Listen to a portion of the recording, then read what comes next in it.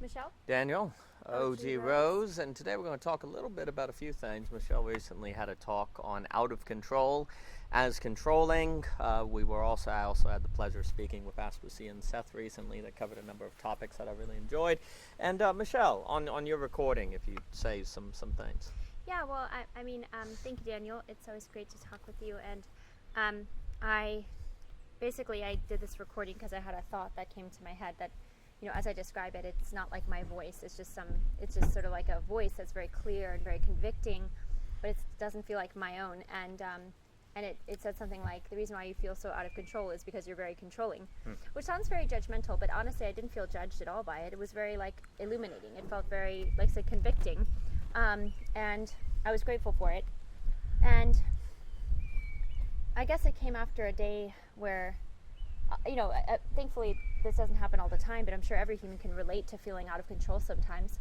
Like when you feel like the day's just kind of getting away from you, you feel like everything feels kind of chaotic and all of that. So I guess I was just reflecting on that, and then this again, voice came to me. And so I heard it, and then I thought, I wanted to sort of honor that thought and explore it a little bit more and see what it had to offer, because it already offered so much. But I thought, let's explore it, and maybe it could be helpful to someone else. So I did this recording, and it was really poignant that it to me that a lot of times the sensation of feeling out of control is actually the fact that one can actually be quite controlling, like a controlling person, and that's what actually leads them to feel out of control. And this can happen too, where somebody actually never seems out of control, but they feel it they feel it inside or in their head or heart or whatever. But they try to ignore that or not face that by just being controlling. And then it was very fruitful. Like doing this recording, it also sent me down a rabbit hole on actually on control, and basically the fact that nobody can control another human being. Kind of getting into that, because the thing is that the gray areas, or not gray areas, it's not really gray, but we can easily and sometimes unfortunately forget, like especially instances of teaching that you can't really control, but you sort of feel like, well, shouldn't I be? I'm trying to whatever it is, manage this or teach this, or I need people to do that. And so that is true, but you still can't, it is just factual. You cannot get into another person's body and make them do anything, right? You can't make them get into their head and make them do anything. Well, unfortunately, that's what manipulation is, right? Yeah, right. People try and do this on a psychological level, right? Or, and this is where it's like coercive, and this is force. This is in a sense violation. So anyway, that it was a very, very productive. It's been a productive. It continues to be a productive journey for me from that conversation, from that voice I heard, and then my recording. And actually, I was thinking about how it relates to you and Seth and Aspasia's talk, because there's something about how I heard that there's a general sort of a recognition that sometimes it's actually important to be able to cultivate the capacity to not always know what you're going to say or what you're going to talk about, but being open to what may arise. And I think that's the beauty of when you actually realize you don't have control over certain things, or you certainly don't have control over people, really, then you actually start to see what is actually reality. Right. And what the reality is essentially, again, you can control yourself. You can't control another human being. But that's actually we see that as kind of that can feel of, oh no, what am I going to do? I have to, whatever it is, work with these people or whatever. But really, that's the beauty of it. The beauty is that you can't control that. However, in controlling yourself and creating a certain, Thomas Rockin and I will talk about this space creation, right? We talk about this a lot all together too, just in other places. Sure. Where you're creating a space that can invite somebody into a particular type of participation. So yes, in that way, you're kind of directing or guiding somebody to do X over Y or something like Right. this, right? But you never control it. It's an invitation, and actually, it will ultimately often do a great work in that regard. Like you're setting the tone, you're setting the vibe, you're setting the atmosphere, you're creating the space. But again, somebody may choose not to participate in that actually ultimately, and that's freedom. And yeah, so I guess what I mean to say is how this relates to conversation is in remembering what you can control, what you can't control, may give you the freedom and the ability to fight the anxiety, to be present in conversation, and to sort of, in a sense, know how to improvise, as we talk a lot about too, improvisation, and to handle when real difference comes up. Now, unfortunately, the art of conversation is actually not really taught very much, you know, and so I get it, like it could be scary. What if somebody starts getting really, like a lot of people's quote unquote conversations are really just a mechanism for them to sort of tell you what you need to do. Again, back to the controlling thing, right? Like they end it for the best of reason, right? Because out of love, as we talk about that concept. And so but you being able to know how to hold your own, in a sense, hold your own. It's not like at a kind of power struggle sort of way. That's another topic that we're going to be recording on next. But the point of the matter is, when you're able to be there, still be open, but know how to guide conversation, respond in ways that really shape it, and maybe ultimately it can't necessarily be like hyper fruitful or something like this, but it could still be better than it becoming this like devolving into a withdrawal, attack, hurt, all of those things. That's great, and that's something that again does take skill. It does take the ability to again get very controlling with yourself, not in a bad way, in a good way. This is wonderful. You can do that. And that's really enlivening, and to me, like there's a lot of hope and freedom in that.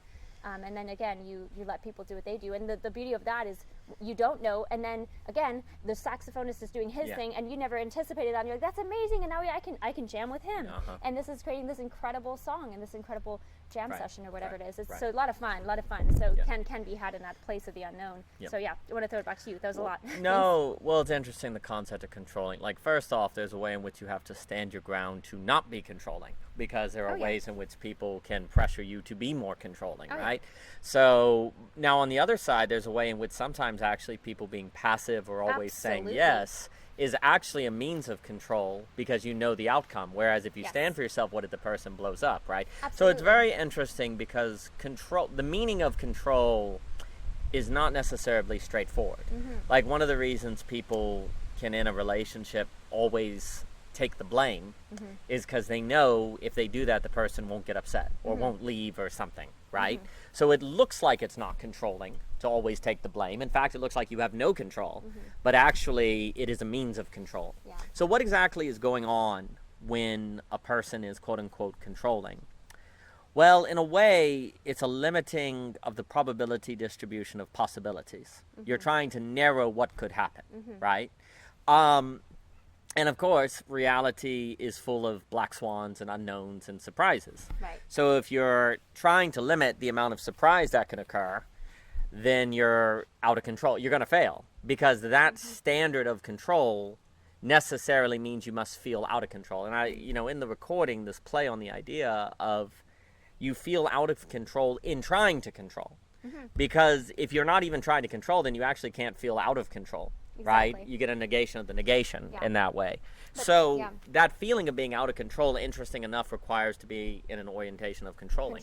Absolutely. And it's important to realize that, because it's so easy to see it in a vacuum of, I just feel so out of control. You can start to feel like a victim. And therefore I need more control.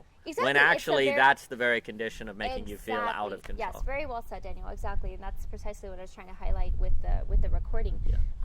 But I think your nuance point is very important, and I get into it in the recording. And I even talk about it specifically in my particular life circumstance or situation or season, is that, season, it's a role forever, but also, seasons of having younger children in your house versus when they're adult children, Point of the matter is, when I got into the nitty-gritty of that, because, if actually being a very passive person is not actually taking control of yourself.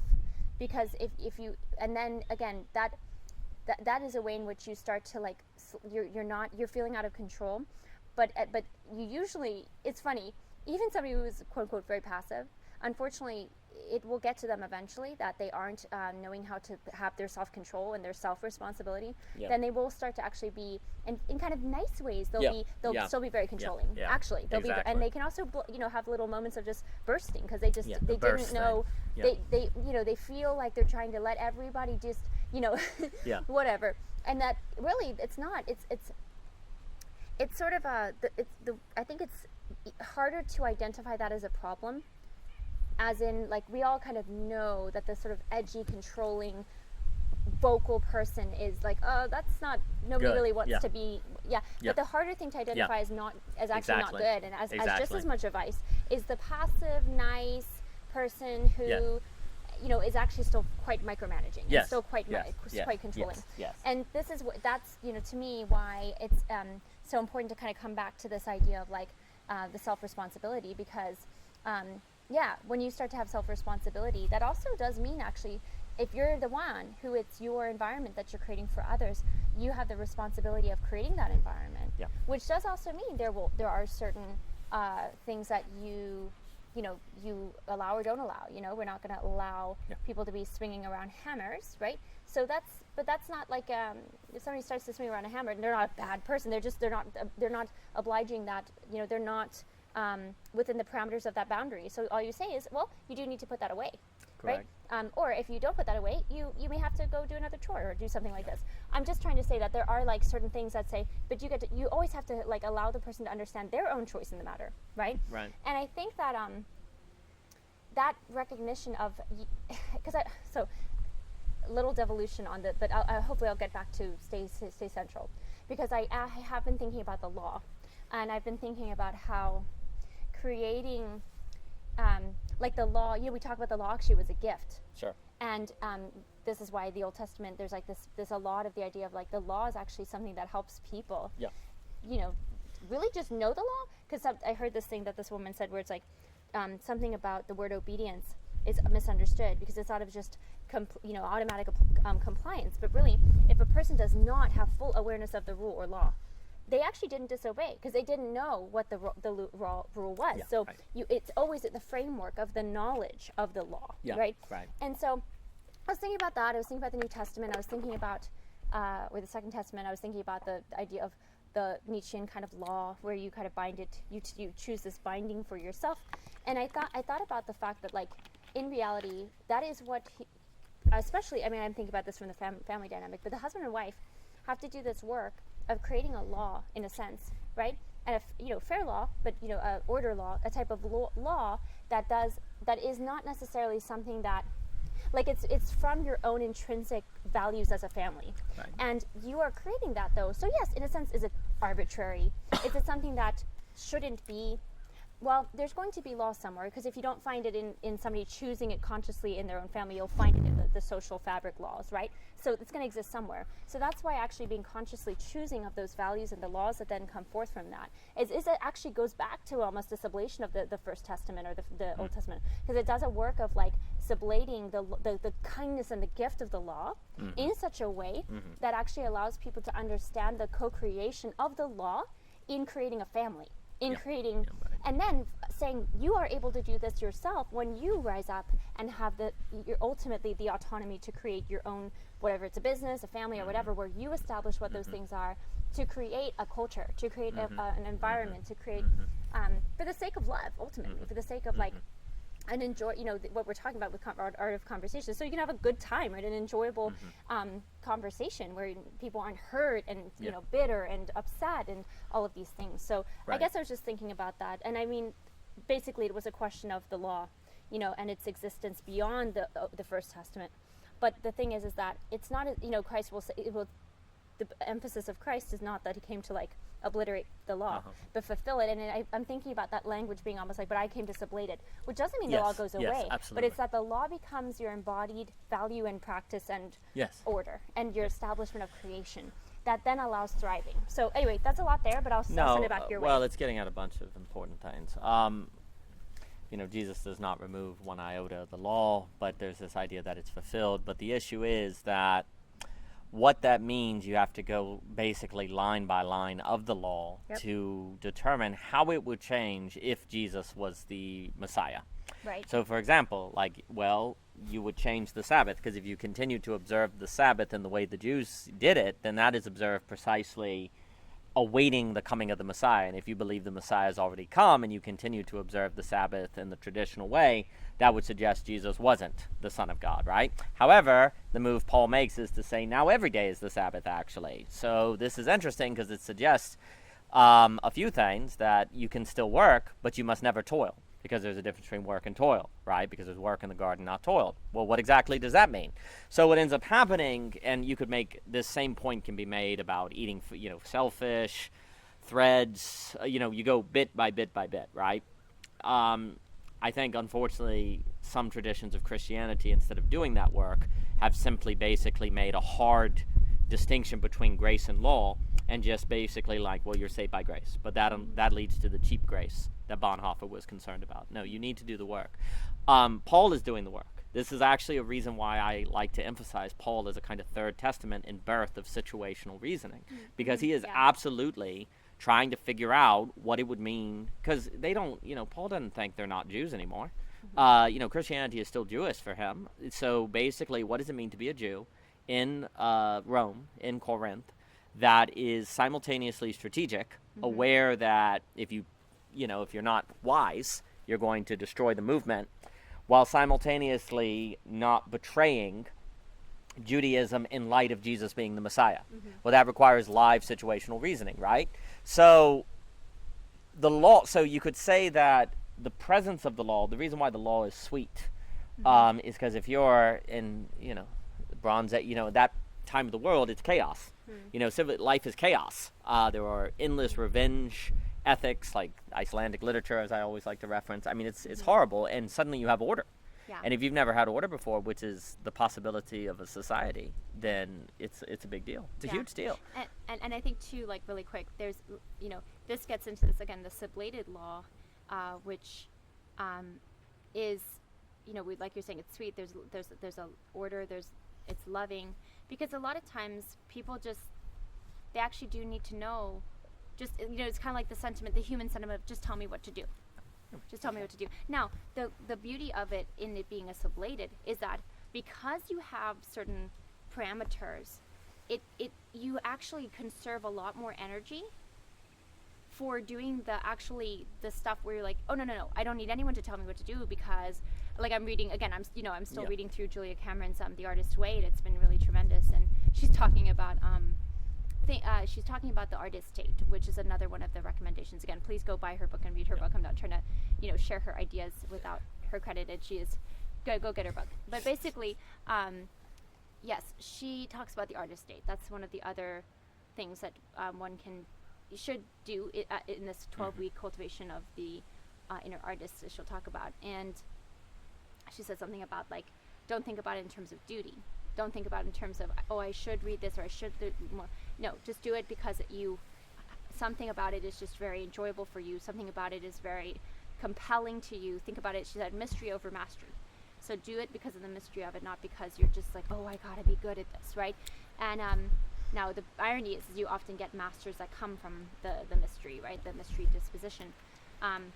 But yeah, I guess what I'm just saying is that it's like, this is what also, Aspasia was talking about this, where she talks a lot about this in really tremendous ways, where it's like, it's the both, it's the and, right? It's the love and rage, right? Often these things, right? And she was saying, she's said that before on multiple occasions, on like, oh, can I accept that I do this decision and my neighbor does the opposite? Yeah. Can I do the and not have it make me feel insecure, right? Or all of that.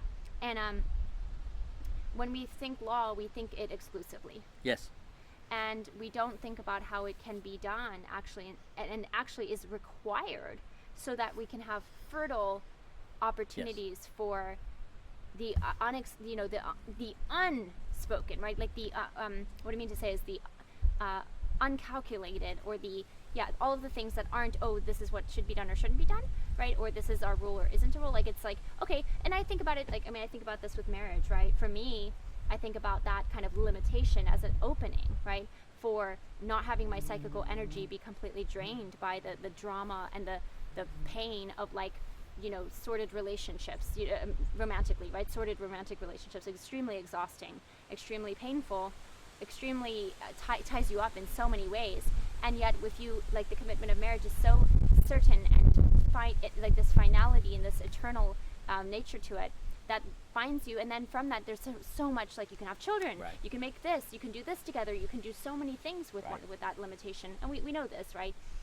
There's so much freedom in that, and I think, again, it's our brains, we just have a hard time sometimes holding the boat together, and also knowing that law can be implemented in such a way that is just the fabric of, in a sense, the way that old traditions did it was, here they are, just so you know, this is clear, these are the rules, right?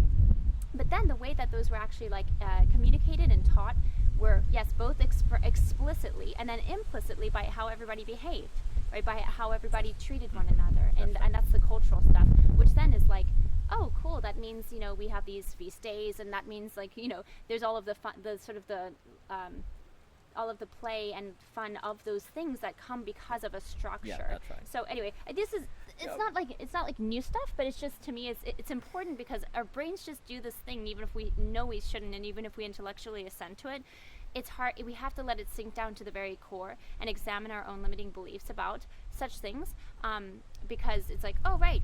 Like law, in the sublated law, actually leads to more of the care, love, freedom, sense of play and creativity, like, again, it's really quick, the artist state. Okay, you limit yourself to say, I take, let's say for her, artist stays 2 hours every week. You are literally telling yourself that you can't do some things you've had on your to-do list forever. You're like, nope, you literally give yourself 2 hours to just be with your inner artist. Let it tell you what it wants to do and needs to do. And that's, so yeah, radical limitation for the sake of creation and play, etc., etc. Thank you. No, well, I mean, that makes me think of like people like maybe some conservative thinkers like a Hayek, Scruton, etc., like on this idea that the reason, like, law actually sets the conditions of the possibility of culture. Mm-hmm. Like, the majority of society is run by implicit rules, not explicit laws. Like, if there's a coat, the example that Hayek, I believe, makes is if a coat is draped over a chair, that means it's taken. There's no law that says you can't take it, but you don't, right? But actually, the law, which affords the society, allows then the creation organically of all of these implicit rules that then wouldn't have been possible without the explicit law that then generates a culture, right? Because people know the rules by which to be creative. They that's always the idea of the relation of business and government. Like, business always just wants to know what the policies are going to be for the next 10 years. That's why if you're changing the Fed rate all the time or tariffs or different stuff, that businesses tend to freeze because they're not going to put, $300 million of capital expenditures in something if the rules are going to change. They're going to save their money, and then demand dries up and the economy collapses, right? So the rules afford the creation. And if you don't have rules, you get in trouble. The tension becomes, what is the quality of these rules or the law, right? If we take the Torah to the gospel as an example, if we have chaos, quote unquote, then the law, which if we reference Lacan is the paternal function, is quite an improvement. Because chaos overwhelms people, they're destroyed, it's not good, right? So the paternal function, the authority, the law, makes possible civilization, right? But that also makes possible tyranny. And what you can say is, by the time Jesus comes along, what has happened is that the point of the law is for people to follow the law or be experts in the law, as opposed to the culture the law makes possible, right? Well, when we also associate like law with heavy-handedness. Yes. And it can be. But that's what but Jesus. The thing is that the law actually can literally be like the grace, in the sense of it being administered in such a way that is actually with love. But that's Paul. Like, that's the movement here. So once you get to the Pharisee, like, basically the suggestion is that the law has become this heavy-handed thing that is serving power as opposed to serving the civilization for cultural possibility, and right? Truth, and truth. Now, once you get to Holy Spirit, you can say the idea here, to reference how Chitam put it at the net, Paul is absolutely putting forth some sort of notion of a paternal authority without a paternal figure. Something like authority without legalistic authority. And this is the law of grace, the law of the heart. Yeah. But this looks like situational reasoning. Like, if we take seriously Paul as the birth of theology, as kind of N.T. Wright suggests, which theology is the suggestion of the intersection between the finite and the infinite and how to manage it effectively in social, economic, individual terms, etc., then the law of the heart is live thinking about situations and how to manage them in a manner that is true to what Jesus did, right? Which is inseparable from the Torah. That's also critical. You cannot separate Jesus from Judaism. You could argue the great downfall of Christianity has occurred wherever that has happened. There being where? a separation of Judaism from Christianity. Yeah. That has led to many theological problems. So there absolutely is something about grace that entails order. But you see, one of the reasons why the law of the heart comes with grace is because situational reasoning is complex and you're going to mess up. Like, this is where, for me, we've gotten into so much trouble in American Christianity with the relation of law and grace, because we see grace purely as a kind of cleaning the slate for when you mess up. And that's true. But it's more of room to experiment and figure out. Mm-hmm. Like, it's actually like we have to figure out live the order of situations in light of Jesus that Jesus did not directly teach on, like drones or something, or global pluralism. And it's not obvious how to do that, mm-hmm. but we've got to do our best, and we have grace. Mm-hmm. So there's space. Grace will forgive you if you mess up. Grace in the end prevails. Jesus in the end prevails. Mm-hmm. The cross is overcome. But that should be used as space, if you will, for the experimentation and thinking like Paul models. Mm-hmm. But instead what we do is use grace basically as the basis of a message that is spread. You're spreading the gospel, right? Mm-hmm.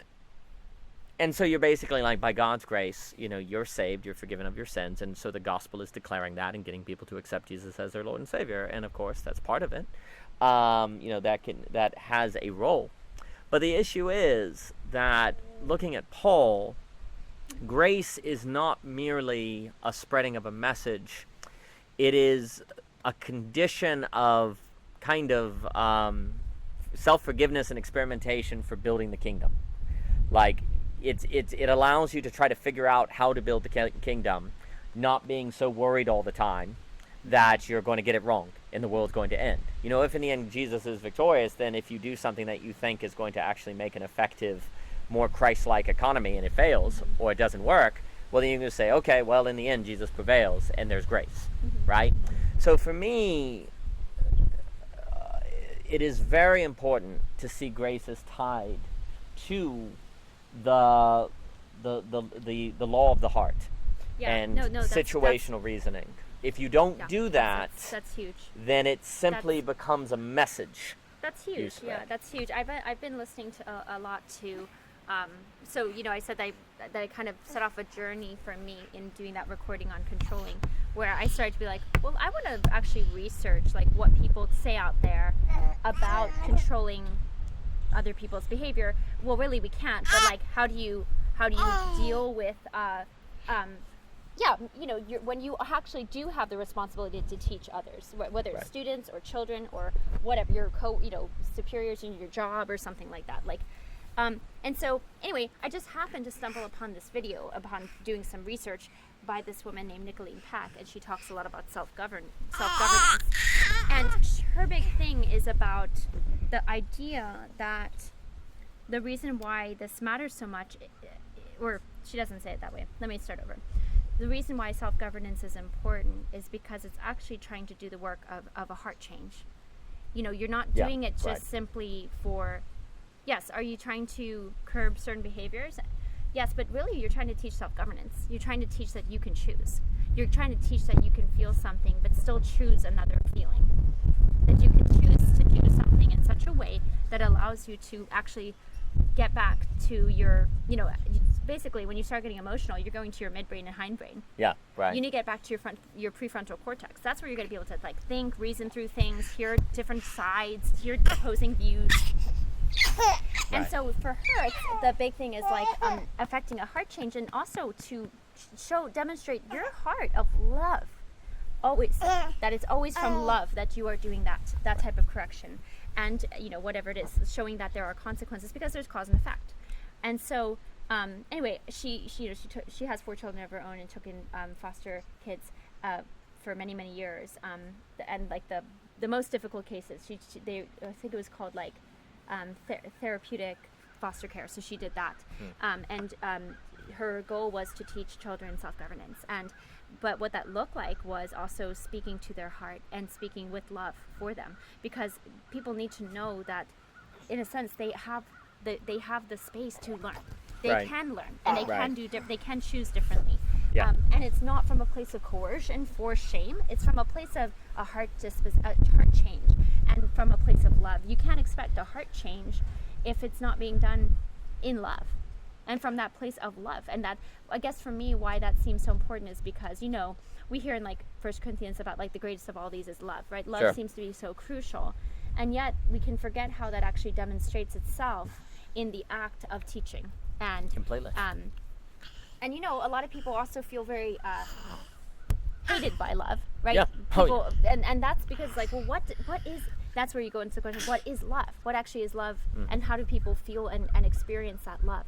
And it's not necessarily just giving somebody everything they want. It's about teaching them, in a sense, again, the self-governance to achieve something that they're actually trying to go for, but may not know how to actually articulate it beyond their emotions. Right. All I have is emotions, and if I can just emote enough, I'll get the thing. Versus an ability to use our our prefrontal cortex to reason through difference. Yes. And saying, oh wow, you have a perspective and I have a perspective. Yes. And we can both bring those to the table, and that's safe to do that. It's okay to do that, and it's important to do that. Yes. And so anyway, I find her framework extraordinarily helpful. Well, for me, grace is the love that affords the possibility of the situation of learning self-governance. Yeah. And again, I think that's what Paul is suggesting. Yes. I mean, there's also something about love, maybe Aspasia mentioned something like this, that is, you feel love when you are able to have your vulnerabilities or weaknesses on display and not feel judged. Exactly. That's kind of where intimacy develops. Absolutely. Right? So I think what you're pointing out there, again, I think most people, especially in American Christianity, use grace as a certain doctrine of your sins are forgiven. Which Get out of jail. get free out of card. jail, just kind of get out of jail free card, because Jesus paid the price. Right. That is certainly, now we can get into atonement debate. There is certainly a thrust of that. Right. But that is the basis on which to develop self-governance, not merely to say, well, anything goes. Like, yeah, because absolutely. basically you could theoretically say, well, if I'm always loved, I can do whatever I want. Exactly. That's, of course, not what Jesus means. And Paul basically says that explicitly. He's Yes. like, it's not so I can sin abound, right? Okay, then what does that mean? Yeah. Because, and this is why I think American Christians will stress, grace does not mean you can sin all you want. Well, then what does it mean? Yeah. You end up very confused, and because it's like, well, if Jesus loves me no matter what, shouldn't I be able to do whatever I want? But apparently, if I do X, Y, and Z, I'm a sinner, and it's not good, and it's not accepted. So you get this confused doctrine, and N.T. Wright points at this in his book After You Believe. There's this confused doctrine between salvation and character, Yeah. sanctification and salvation. Right. You become very confused. Exactly. But it makes sense once you understand that grace affords you the space to experiment and figure out how to build the kingdom and develop self-governance. Yes. Exactly. Like, to kingdom build. The kingdom build. And you can't. Yeah. If you can't self-govern. Can't kingdom build. Yeah. Exactly. You can't kingdom build. Well, if you can't self-govern, you can't follow the Holy Spirit, and therefore you must operate according to the paternal function Exactly. of the Father versus the paternal function without the authority, the Father figure, to use Lacanian logic. Exactly, because she had this great video about discipline, and it's like teaching discipline, but shouldn't eventually a child be able to self-discipline? Right. And she's like, that's the whole point of why you're teaching self-governance, because you need them to start to feel equipped in themselves. Well, and there's a way in which grace is suggesting you're free. Therefore, you have self-governance. Like, you don't just have the law, you have the law of your heart, per se. Yes. Temple of the Holy Spirit, Yes. right? And now, because that is possible, you need to develop self-discipline, Yes. right? That's the point of grace, is for ultimately the development of self-governance, of which is the precondition for living in the Holy Spirit, of which living in the Holy Spirit is the precondition of kingdom building. If you don't have a vision of kingdom building, then the role of grace is very difficult to determine beyond a message that saves people, and that's that, which then ultimately limits the scope, I think, of what Jesus is putting forth. Yeah. There's a kingdom vision there. Absolutely. I think that's all very good. I also think about the idea that how I have heard grace be talked about, like when I was going to church as a young girl. Yeah, sure. Is this idea that you could do anything, but you won't, in a sense, not because not because oh well I really would, but I know I'm supposed to say I won't. But it's like you won't because You'll be transformed. you're so transformed by grace. Yes. That you don't want to do the other stuff anymore anyway. Like and there's That is the claim. But the problem is then that leads to ultimately people associating temptation with being a sin. Because if you're tempted, that means you've not been totally transformed by grace, and therefore you're in sin. If you make that mistake, you end up in a lot of trouble. Because you ultimately have to say Jesus wasn't really tempted. He just seemed tempted, and he did that as a model for us. And Joel talks about this, and I agree. But the idea is it's true that if you love Jesus, you will simply not want to do X, Y, and Z, right? But also, here's the issue. That doesn't help you, though, on the social level, because people have different interpretations of your action. Yeah. And the role of grace, I think it's not false what you're saying when you talk about grace on the individual level, but where Paul is writing on the question of grace relative to the social level and pluralism. Yeah. And that's where the experimental stress, I think, is really important. Yeah, I mean, I'm just telling you what I heard as a young girl growing to church. And I don't mean to be so allergic to it, because there's it's truth okay. to it. Yeah, I mean, I think that in some ways it's right and in some ways it's wrong. I Sure. think, though, that what to me makes me think about is beauty, right? Sure. When you've seen beauty, there's something where you're like, everything else, like the things that used to be appealing, they really just aren't. Now, I'm not saying that it has to be that way for every single person. No, I'm sure every person has their own very particular journey with that. But I do think there is something that's at least tenable to the idea that there's something of a grace in beauty, right? Well, this yes. And in the sense that God does unveil himself to a degree, to certain degrees. I would simply push against and this does happen in American Christianity, a certain conflation of grace and beauty. Sure. Because grace has this very specific function according to certain atonement doctrines, where because Jesus paid the price, you don't have to pay the price. Therefore, there's grace for you, right? Is that in of itself the beatific vision? No.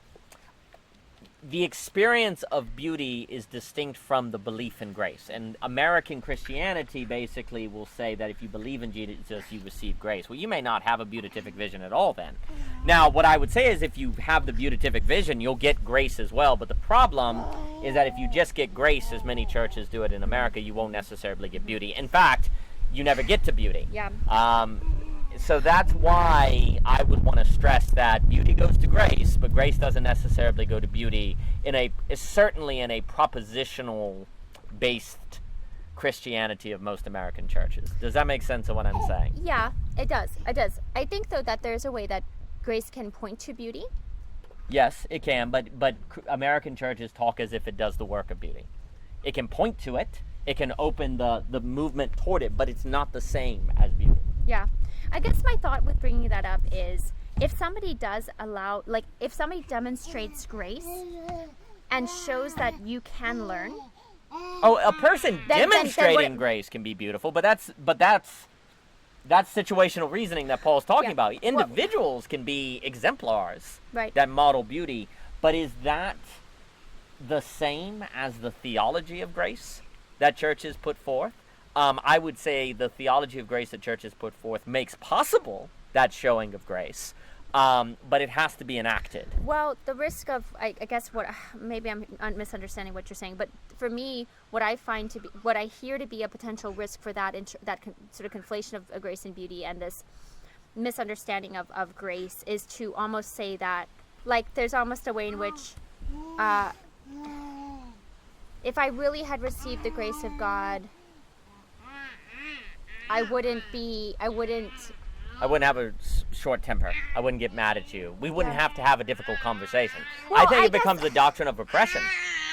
Unfortunately, if you're not careful. Well, that's true. I mean, I guess you're like, I don't have to do the work of actually reprogramming my brain. That's what I'm Because I saying. do think that if you can put in conjunction this idea that grace in its demonstration is beautiful, so you desire to be like that too, then Yes. you will be able to actually sit with yourself and do the work of basically like repatterning certain things that you did not address because grace wasn't always taught in the way of you doing sort of the you didn't do you didn't do the bad things, right? But you didn't do the reprogramming, which is the active work. And then so what I mean to say is this whole idea of still being tempted, I do think there's that. I mean, I'm not saying that this is a should, I'm saying that this is a possibility actually, because again, when you experience beauty, the stuff, this trivial aesthetic, Yes. good, like, oh, that looks attractive, ooh, shiny stuff of the internet or whatever it is, right? That ooh, the even the sexy stuff, right? It's like that doesn't even appeal the way that it does, like that does not have the appeal like it used to, in contrast to the beauty. I don't disagree with any of that.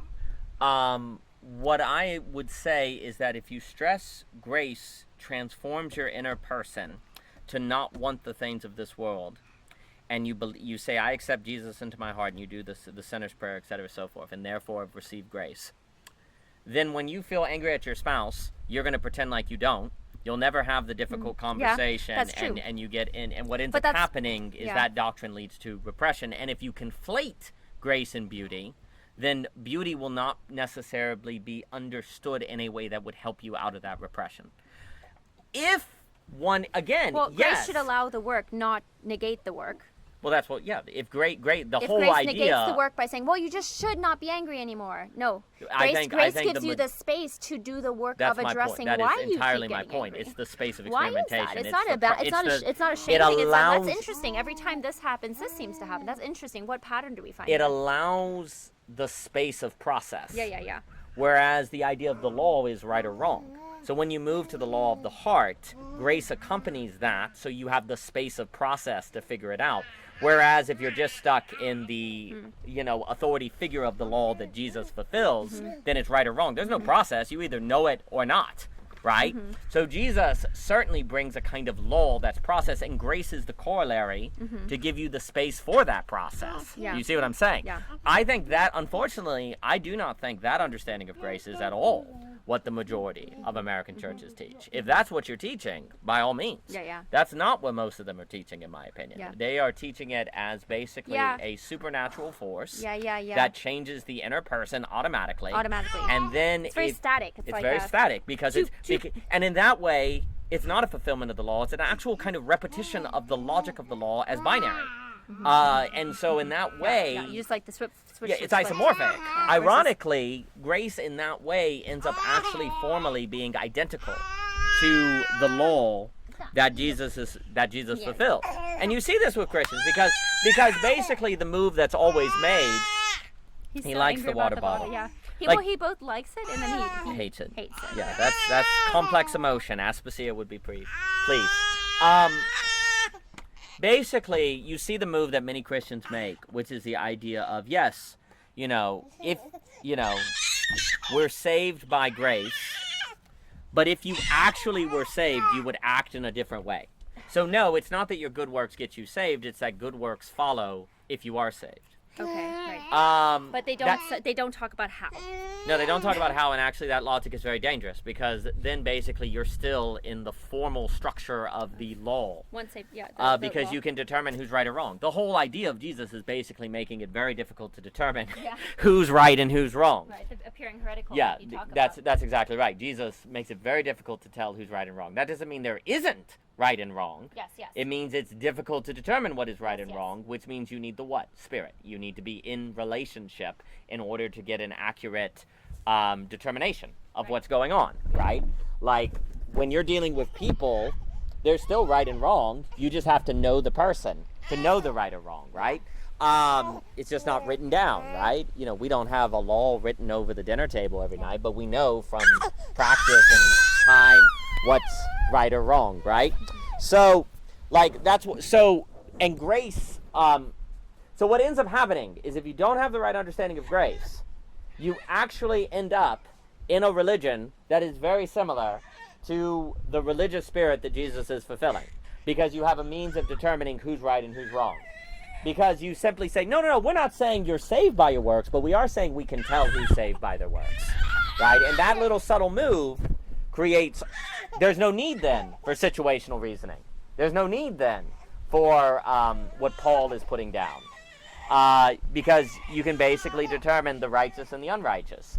And that becomes especially dangerous when basically you have an idea of grace that means you should have a transformation internally, which means you shouldn't get angry. And so if you're angry, you're not Christian. I can automatically see who's not Christian, and therefore the person getting upset is not evidence we as a couple need to work something out. It's evidence that person needs to know Jesus more. Do you understand what I'm saying? Yeah, absolutely. You end up in tons of trouble. Yeah. Well, that's like kind of, I think, the problem with dividing works and grace. Yes.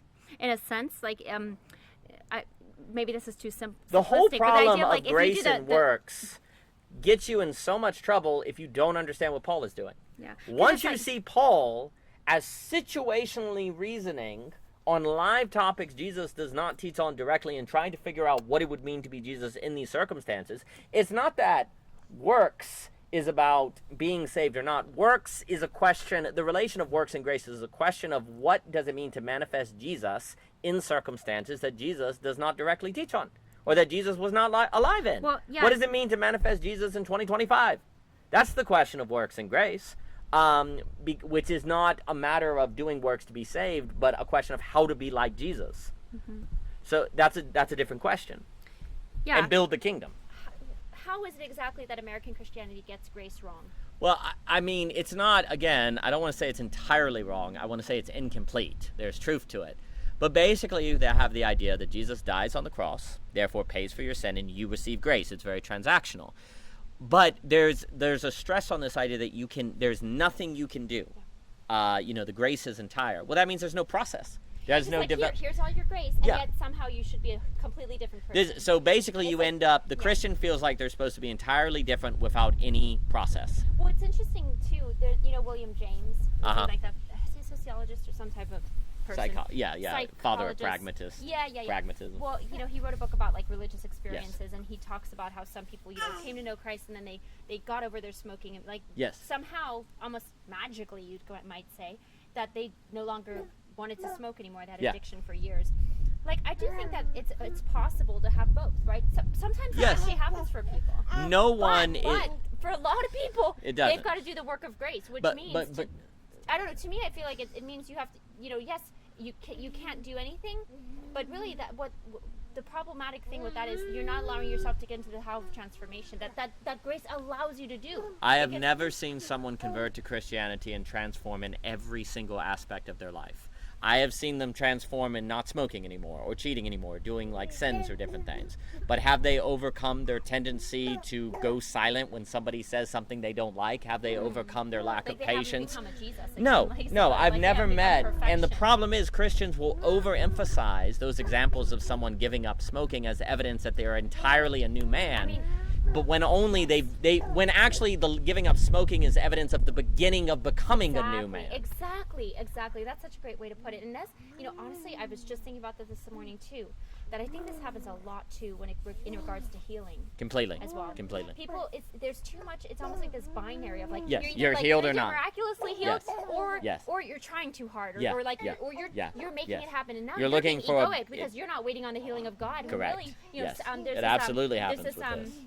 What's it called? Abbott? No, I forgot what. Anyways, there's a woman named Hildegard von Bingen back in the high Middle Ages, and she absolutely believed in healing, but the belief in healing was actually a recognition of, like you'll talk about, this sort of metageometry of our lives, which means that our healing is integrally reflective of the certain things we believe, things we do, things we don't do, things we, herbs, our environment, our relationship to the environment, our relationship to everybody around us, like our relationships impact our health. Like, and if you are not willing, if you cannot go there, because either it's a binary, you're either healed or not healed, right? Like either God heals you or you're being egoic and trying to do anything, like in attempting to I don't know, have a how, right? Yes. Do a how for your body, and Yes. a how for your Yes. body. Yes. That completely messes us up. And What- then what's so weird is that a lot of this binary thinking still leads us to kind of relying on a lot of institutional and Yes. essentially Yes. man-made institutions for what your body's doing and what it isn't doing. And I'm not saying that there's not a place for that. What I'm saying is it's very confusing. It's like, is God the ultimate healer or not? Or the people or the doctors or this person or that person or this drug or that medicine or whatever? And it's a complete mess. So But I just think this is important on this topic. But too. it makes sense if you understand that using the institution continues the logic of disablement. Because you're disabled. You can't do anything. Nothing but the Oh my grace gosh, of Jesus. That's such a good connection. So, there's nothing you can do. There's nothing you can do. So my if gosh, Ivan that's Illich so is good. correct that the institutions are the logic of disablement, Yep. then there is no contradiction. So Be- grace is disablement. Yes, Or the way yes, sorry, that's the what I'm negative saying. Version, or this, The- this, the- like, the- problem, the this un- incomplete version The of it. understanding of grace is the logic of disablement that is finalized in institutions. So if you think institutions have some sort of logic of the demonic in them, as someone like Illich will say, like that Oh, yeah. institutions, and I know like Luke will, he'll say that as well, and there's truth to this, that institutions are fundamentally demonic, but that doesn't mean they're evil. It means you have to tarry with them in a complicated way, and that gets us into a lot. But It can sound like strong language. But yes, of yeah. course. But the idea is, if institutions are the logic of disablement, I am saying that the common understanding of grace is the beginning of that logic. That is completed in the modern institution, and then the modern this is so state, good. and then AI, and all of that. Right? this is so Actually, helpful. a This is so perverted helpful. understanding of grace is the advent of a logic of disablement Yes. that actually feeds right into Nick Land. Yeah, absolutely. In the technological singularity. 1000%. So it is a contradiction. It seems like a contradiction, but you're not doing anything. You're actually humble. You're going to the doctor. It's not by your power. You're letting God use the doctor. As long as you're not doing something for yourself, it's not pride. If God uses the doctor, it's fine. But if you do something to heal yourself, that's pride, right? And so you end up completely vulnerable to the modern zeitgeist. You end up completely eclipsed by the technological essence that Heidegger said. Whereas if instead grace affords you the space to situationally reason and discern what you should do, well, then you look at institutions and go, yes, no. Yes, no. Let me think through it. Think through it. But if grace is in that context enablement, it enables you to think for yourself and determine the law of the heart. But if grace is this perverted opposite that I'm very critical of, then actually it disables you and thus worsens the very thing it was supposed to sanctify. So those are the stakes in my view. Oh, that's good. That's helpful. Thanks, Daniel. Now, basically what you get is a grace that's kind of like a light switch. Yep. There's off or on, you're Christian or not. Yep. And that, Not of grace or course, not. yes, and what ends up happening is there's no process, there's no sanctification, you're saved or not. And look, I should note, it's understandable why you would think that grace does the total transformation, because if you got someone whose life is completely messed up, and they accept Jesus, it can be day or night. The experience can be radical. The guy stopped smoking. Yeah, it can be a radical change, and it's reasonable to then go, wow, they're different. Yeah. The danger is to say they're therefore a saint. Yeah. They're on the road now of sainthood, but the process is on, right? So, but it's just very important. That's why salvation that loses sanctification becomes very confused, and you could argue American Christianity has done that in general. Grace becomes a light switch. The cheap grace, as we'll call it. Let's just call it cheap grace and costly grace. The cheap grace is a light switch. It's off or on. There's no process. And, of course, what is a light switch? A technological essence. There are no light switches in nature. There is nothing in nature that is automatically done. Exactly. Nothing like that. The sun does not turn on or off.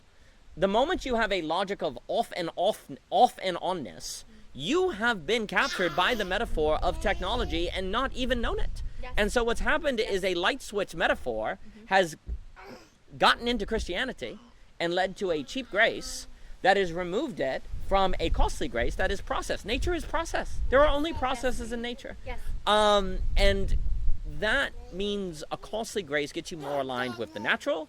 But then, of course, we get into other issues where if you have a bad idea of the Imago Dei, and Ross just wrote on this brilliantly, if nature is totally fallen, then if you get an idea that nature is totally fallen, then processes are totally fallen, and the light switch is salvation, therefore technology is salvation, and you're on the road to the singularity. Absolutely. So the stakes are high. Yeah, I mean, it makes me think of the idea of like the work of grace. Yes. So it's the work of grace is going to require you to do a lot of work that few people may even be able to see. Yeah, I that's mean, intelligible. Yeah, it's not intelligible to people. Like, it's stuff you might just be doing with a journal. Yeah, literally, exactly. or I don't know, in the woods or something like Yes. that. Like, it's literally this type of work that can't be quantified for other people. Certainly isn't going to be understood, really. And yet, that's like there's a work. The work of grace does that, so that you do transform in your life, that you actually change. Yes. And this will be a lifelong process. But there's also ways in which there are certain things that you choose in doing that work, you change for the better, and that's a substantial shift for you. Yes. A recalibration or something like that, maybe, to use the Village Sessions podcast language, which is so good. And so anyways, I think there's something about this. And yes, of course, do works come out of that? Yeah, they do. They will. They will. They will. Now, Yes. if we think about it like grace over here and works over here, Yes. but then we're still talking about like you can tell by their fruits. Like, it's so confusing. We're conflating a lot of things Yes. instead of thinking about the work of grace. Yes, Which that is- is very much how one should see what Paul is doing, and I think ultimately that all points to, and I suppose we should get ready Yes, for yes. yes. So we'll see. Hey, buddy, here's your water bottle. Or Oh, no, no, that's no. a bad idea. Sorry, babe. I'm but grateful it's for just- it. It's a major problem. It's a major problem to understand the function of grace. So really quick though, to tie it back to the control topic, because you were saying this idea of controlling others, or when you're kind of saying, well, they're saved, or whatever, Yes. just use as they you're have the grace of God, so they should be a different person. You're just totally, That's a control. you're putting something, you're doing a control spirit on them. Yes. Instead of controlling yourself, which means you tap into the work you have to do, which you have a lot of it to do because we're humans. Yes. And we have, lots of things that we haven't always faced or whatever, and you start to do the work of grace in your life, and that transforms you and can transform those around you. But you don't do it so you can get everybody to change or something like that. You do it for your own, because you need to do it. You need to do that work. Yes. Well, Anyways, and I think so. To me, it makes me think about this controlling spirit. Like, get in control of allowing yourself to be in control of God. Like God is going to control you in this process of the work of grace. Getting in control of yourself is absolutely relinquishing your ego, as Luke will mention, like relinquishing your ego to God and to let Him do the work through you, which does mean you show up. Anyway, so just bring that up. I guess I think to there's me, a connection there. There definitely is a connection. I guess what I would say is that on this question then of what is proper control, quote unquote, is that there's the control that people have to avoid bad things from happening. And then there's the control you have of yourself when you face surprise. Yes. And I basically think the suggestion here is the right meaning of control is that of which you have as evidence of your preparedness. Versus control, which is you made a plan and made sure the plan was followed. And that goes to our Ivan Illich distinction, the Ivan Illich distinction we have on plan versus prepare.